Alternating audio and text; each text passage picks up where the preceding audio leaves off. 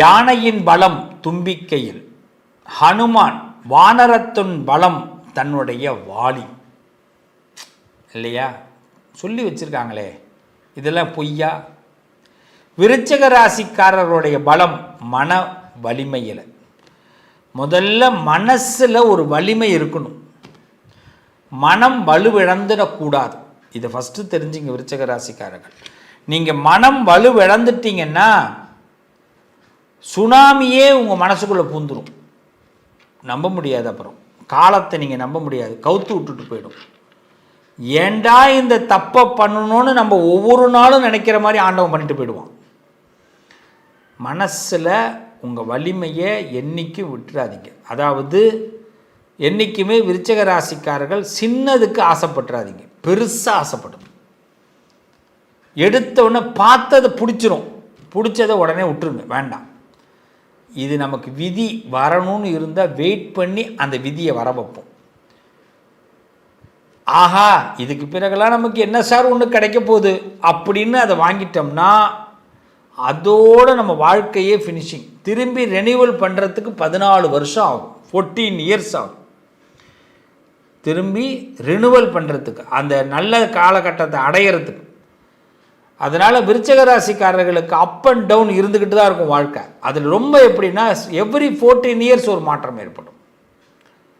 என் சகோதரர்களே, உங்களுக்கு உங்கள் வீட்டில் ஏதாவது துஷ்ட சக்திகள் இருக்குன்னு தெரிஞ்சதுன்னா முதல்ல துஷ்டமான ஒரு ஸ்மெல் வந்துடும்.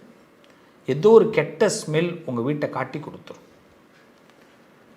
உண்மையிலேயே எங்கேயாவது ஒரு கெட்ட ஸ்மெல் வருது, இல்லை பைப்பில் ஒரு ப்ராப்ளம், தண்ணி ஒழுகிட்டு இருக்கு, இல்லை உங்கள் வீட்டில் நீங்கள் வச்சிருக்கிற பொருள் உடஞ்சிருச்சு அப்படின்னா ஏதோ ஒரு துஷ்ட விஷயம் இருக்குன்னு அர்த்தம். பயப்படாதீங்க. ஃபஸ்ட்டு அதுக்கு தான் மன வலிமை இருக்குன்னு முதல்ல சொன்னேன். இப்போ நீங்கள் செய்ய வேண்டியது முதல்ல என்னென்னா, எவ்ரி டியூஸ்டே செவ்வாய்க்கிழமை அண்டு எவ்ரி சாட்டர்டே சனிக்கிழமை, இந்த 2 நாளை நீங்கள் எடுத்துக்கணும். செவ்வாய்க்கிழமை அன்னைக்கு சாம்பிராணி புகை சாயரிச்ச நேரம் வீட்டில் விளக்கேற்றிட்டு செவ்வாய்க்கிழமை கண்டிப்பாக சாம்பிராணி போடுங்க. நல்ல சாம்பிராணி வாங்கி நெருப்பு உண்டாக்கி உங்கள் வீடுகளில் சாம்பிராணி போடுங்க. இந்த கப்பு சாம்பிராணிலாம் வாங்கி போட்டு மூச்சு அடைச்சிக்காதீங்க. கறி சொல்லுவாங்க, கறித்துண்டு, அதாவது அடுப்பு கறின்னு சொல்லுவாங்க. இப்போல்லாம் அடுப்பு பற்ற வைக்கிறது கிடையாது, இப்போல்லாம் விற்கிது நம்ம நாட்டு மருந்து கடையிலேயே. அதை வாங்கிட்டு ஒரு சூடத்தை பச்சை கற்பூரத்தை கொளுத்தி அந்த கறியை பச்சை கற்பூரத்தை கொளுத்தி அப்படியே விசிறியால் விசிறிக்கிட்டே இருந்தோம்னா அது கறி சூடு பிடிச்சிக்கும். அப்புறமா அந்த சாம்பிராணி, பாரத் சாம்பிராணிலாம் சொல்லுவாங்க, சாம்பிராணியை போட்டு குங்குலியம்னு சொல்லுவாங்க, போட்டு வீடு முழுக்க பீரோலேருந்து வீட்டு வாசல்லேருந்து எல்லா இடத்துக்கும் போடுது. கண்டிப்பாக செய்யுங்க. அதே மாதிரி ஒவ்வொரு சனிக்கிழமையும் இது செய்யணும். செவ்வாய்க்கிழமை செய்யணும், சனிக்கிழமை செய்யணும், 8 வாரம் செய்யணும். 8 வாரம், 9வது வாரம் 8 வாரம் இதை தொடர்ந்து செஞ்சுட்டு 9வது வாரம் 9th வீக் உங்கள் வீட்டில் ஹனுமானுக்கு பூஜை பண்ணணும். ஹனுமான், உங்கள் வீட்டுக்கு ஹனுமானுடைய மந்திரங்களை பாராயணம் பண்ணுங்க. ஆஞ்சநேயருடைய பாராயணம் மந்திரத்தை பாராயணம் பண்ணுங்க. 9வது வாரம் ஒரு ஹனுமார் கோயிலுக்கு போய் அங்கே அவருக்கு அபிஷேகம் செய்து வடமாலை சாத்துங்க. உங்கள் வீட்டில் எந்த கெட்டது இருந்தாலும் அது விலகிடும். இது முதல் விஷயம். இதான் 8 வாரம் சாம்பிராணி புகை தான், அது சாயத்தை போடணும். இது எப்போ? ஒவ்வொரு செவ்வாய்க்கிழமை, ஒவ்வொரு சனிக்கிழமை. இந்த 8 வாரம் முடிஞ்சு 9வது வாரம் செவ்வாய்க்கிழமை முடிஞ்சது, சனிக்கிழமை முடிஞ்சதுன்னா அடுத்த வாரம் செவ்வாய்க்கிழமை அன்னைக்கு ஹனுமான் கோயிலுக்கு போயிட்டு அங்கே அர்ச்சனை பண்ணி உங்கள் வீட்டில் சுவாமியை கும்பிட்டு அர்ச்சனை பண்ணி ஹனுமானுக்கு வடமாலை சாத்தணும். சனிக்கிழமையிலையும் வடமாலை சாத்தணும். 2 தடவை இதை செய்யணும். செய்யும் பொழுது உங்கள் வீட்டில் இருக்கிற எல்லா கெட்ட விஷயங்களும் விலகும். உங்களுக்கு அதுமாரி வானரங்கள், குரங்கு எங்கெல்லாம் இருக்கோ அதுக்கு நீங்கள் அந்த நாளில் செவ்வாய்க்கிழமை சனிக்கிழமையில் குரங்குக்கு கண்டிப்பாக உதவி பண்ணுங்கள். ஏதாவது வாழைப்பழம் கொடுக்கறது, ஏதாவது ஒன்று செய்யுங்க. அடுத்து ரொம்ப முக்கியமானது, இந்த வெள்ளிக்கிழமை அன்னைக்கு நீங்கள் சனிக்கிழமை அன்னைக்கு சாண தீபம்னு சொல்லுவாங்க, அதுக்கு பேர் சொர்ண விளக்குன்னு சொல்லுவாங்க, கடைகளில் கிடைக்கும். சொர்ண விளக்குன்னு கேளுங்க. சாண தீபம் சனிக்கிழமைக்கு காலையில் 2 சொர்ண விளக்கு ஏற்றி வைங்க. உங்கள் வீட்டில் சொர்ண விளக்கு 2 விளக்கு ஏற்றி வைங்க. அதில் என்ன பண்ணும், சாண தீபம் சாணியில் செஞ்சுருப்பாங்க, மாட்டு சாணத்தில். அதில் என்ன பண்ணிடுவோம், அந்த விளக்கில் நெய் ஊற்றி பசுந்திரி போட்டு சனிக்கிழமைக்கு விளக்கேற்றுங்க. எல்லா துஷ்ட தெய்வமும் விலகும், நிச்சயமாக நல்லது நடக்கும். இந்த சாண தீபம் எரிஞ்சு முடியுது பார்த்தீங்களா, அதை கரைச்சி விட்டுணும் மறுநாள் ஞாயிற்றுக்கிழமைக்கு. இதை மட்டும் பண்ணுங்கள். விருச்சிக ராசிக்காரர்களுக்கு கெட்டது விலகும், உங்கள் வீட்டில் நிம்மதி பெருகும். சிவ சின்னம், அதாவது கொஞ்சோண்டு விபூதியை டெய்லி இட்டுங்க. அது தூங்க போகும்போது இட்டுட்டு படுங்க. விருச்சிக ராசிக்காரர்கள் தூங்க போகும்போது சிவசின்னம் இல்லாமல் தூங்காதீங்க. அவ்வளோதான், கெட்ட சொப்பனை வராது, நல்லது நடக்கும். ஹனுமானை பிடிச்சிக்குங்க, ஹனுமானோட மந்திரங்கள் சொல்லுங்கள். விருச்சிக ராசிக்காரர்கள் சிறப்பாக இருப்பீங்க. சின்ன விஷயத்தில் முடிச்சாச்சு பார்த்தீங்களா, அவ்வளோதான். நம்ம எதுக்கு இந்த பயம், அதுக்கு தான் மன வலிமை வேணும்னு சொன்னேன். மன வலிமையை விட்டுட்டிங்கன்னா இது எது செஞ்சாலும் பலன் கிடையாது.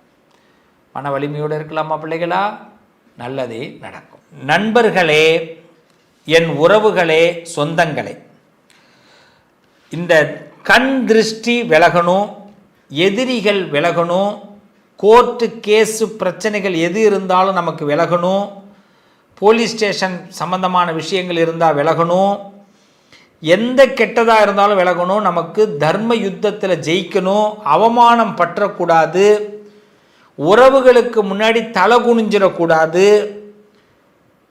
அது மட்டும் இல்லாமல் நம்மளுடைய எதிர்காலம் பாழாயிடக்கூடாது. இதில் எது கெட்டது நடந்தாலும் இது எல்லாமே நடக்கும். இந்த கெட்டதே நடக்காமல் இருக்க நம்ம வீட்டில் வசீகர சக்தி இருக்கணும். அறிந்தும் அறியாமலும் தெரிந்தும் தெரியாமலும் செய்த சகல குற்றங்களையும் பொறுத்து காத்து ரட்சிக்க வேண்டும். பொண்ணு 18ஆம் படிமேல் வாழும் வில்லாளி வீரன் வீரமணி கண்டன் காசி ராமேஸ்வரம் பாண்டி மலையாளம் அடக்கி ஆளும் ஓம் ஸ்ரீ ஹரிகரசுதன் ஆனந்த சித்தன் ஐயன் ஐயப்ப சுவாமியே சரணமையப்பாங்கிற மந்திரத்தை தினசரி உங்கள் வீடுகளில் நீங்கள் சொல்லுங்கள், எல்லாரும் சொல்லுங்கள். கண்டிப்பாக நம்மளுடைய பாவங்கள் முதல்ல விலகும். நம்ம தெரியாமல் செஞ்ச பாவம், தெரிஞ்சு செஞ்ச பாவம், அறிஞ்சு செஞ்ச பாவம், அறியாமல் செஞ்ச பாவம், அது முதல்ல விலகும். மனசு முதல்ல சுத்தமாகும். மனசு சுத்தமான நம்ம அந்த வீட்டுக்குள்ளே இருந்தோம்னா அந்த வீடு சுத்தமாக இருக்கும். கண்ணாடியை தொடச்சிட்டு நம்ம முகத்தை பாருங்கள், பளிச்சுன்னு தெரியும். அவ்வளவுதான். முதல்ல நம்மளை சுத்தம் பண்ணிக்கிட்டோம்னா நம்ம வீடு சுத்தமாகிடும். இன்னைக்கு தெரிஞ்சுக்கிங்க, நான் சொல்கிற இந்த 3 விஷயத்தை தயவு செய்து எல்லாரும் செஞ்சு பாருங்கள். உங்கள் வீட்டில் கெட்ட சக்தி விலகிடும். எந்த கெட்டதும் உள்ளுக்குள்ளே அண்டாது. முதல் விஷயம், உங்கள் வீட்டில் டெய்லி ஒரு தீபம் ஏற்றுங்க. வீட்டை இருள விடாதீங்க. ஏதாவது ஒரு விளக்கு எரிஞ்சிக்கிட்டு இருக்கட்டும். வீட்டில் வாசனை இருந்துக்கிட்டே இருக்கட்டும். வாசனை பொருட்கள், ஒரு பத்தி, சென்டெல்லாம் அடிச்சுக்கிறோம், எல்லா இடத்துலையும் ஒரு வாசனை இருக்கணும் வீட்டுக்குள்ளே. இல்லைன்னு சொல்லாத வார்த்தை நம்மக்கிட்ட இருக்கணும். அவ்வளவுதான். வீட்டில் அதிகமாக நம்ம இல்லைங்கிற வார்த்தையை பயன்படுத்தக்கூடாது. அதே மாதிரி சில பேர் ரொம்ப துஷ்டமான வார்த்தைகளை பயன்படுத்துவாங்க, கெட்ட வார்த்தைகளை. அதை சுத்தமாக தவிர்த்துருங்க. இதை மட்டும் தவிர்த்துருங்க. உங்கள் வீட்டில் துஷ்ட சக்திகள்லாம் வெளியில் வந்துடும். ரொம்ப கடுமையான தோஷம் இருக்குது சுவாமி, கடுமையாக எங்களுக்கு செய்வன கோளாறுகள் பிரச்சனைகள் இது மாதிரி இருக்குது, நாங்கள் என்ன பண்ணலாம்? என்னோடய தொழிலில் பெரிய லாஸ், என் குடும்பத்தில் பெரிய சிரமம், குடும்ப உறவுகள் பிரிஞ்சு கிடக்கு, நான் என்ன செய்யலாம்? ரொம்ப இன்னும் ஒரே ஒரு பரிகாரத்தை சொல்லி நிறைவு செய்கிறேன். பசுமாடு கண்ணுக்குட்டி உங்கள் வீட்டில் பக்கத்தில் யார்கிட்ட இருக்கோ அந்த பசுமாடு கண்ணுக்குட்டியை வீட்டுக்கு அழைச்சிட்டு கோமாதா, இந்த கோமாதாவை அழைச்சிட்டு உங்கள் வீட்டு மத்திய பகுதியில் நிப்பாட்டி அந்த பசுக்கு பூஜை பண்ணுங்க. பசுக்கு மஞ்சள் தடவி குங்குமம் வச்சு பசுக்கு ஒரு புடவை வாங்கி சாத்தி, கண்ணுக்குட்டிக்கு ஒரு புடவை சாத்தி, மாலை போட்டு ஒரு பெரிய தட்டுலேயோ பக்கெட்லேயோ வாழை இலையில் பச்சரிசியை நல்லா ஊற வச்சு வெல்லம் பச்சரிசி வாழைப்பழம்லாம் சேர்த்து வச்சு அந்த பசுமாட்டுக்கு கொடுங்க. அந்த பசுமாட்டுக்கு பின்புறம் தூப தீபங்கள்லாம் காட்டி பசுமாட்டுக்கிட்ட நமஸ்காரம் பண்ணிக்கிங்க.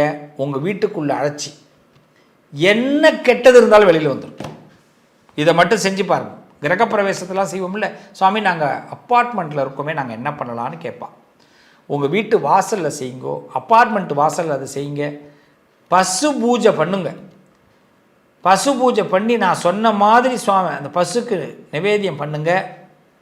நிச்சயமாக உங்கள் வீட்டில் இருக்கிற எல்லா துஷ்டங்களும் வெளியில் வந்துடும், எல்லா கெட்ட சக்தியும் வெளியில் வந்துடும், நல்லது நடக்கும். நம்புங்க, இன்னிலேருந்து உங்கள் வாழ்க்கை பிரகாசமாக போகுது. இந்த பதிவை கேட்குறவங்க, இந்த பதிவு கேட்கக்கூடிய சூழ்நிலைகள் உங்கள் குடும்பத்தில் யாருக்கு நீங்கள் அனுப்புனாலும் சரி, அந்த வீடுகளில் நல்ல மாற்றங்களை நீங்கள் பார்க்க போகிறீங்க. வாழ்த்துக்கள். நல்லதே நடக்கும். என்றும் உங்களோடு நிழலாக நான் இருப்பேன். நம்பிக்கையோடு மீண்டும் அடுத்த பதிவில் உங்களை சந்திக்கிறேன். வாழ்த்துக்கள்.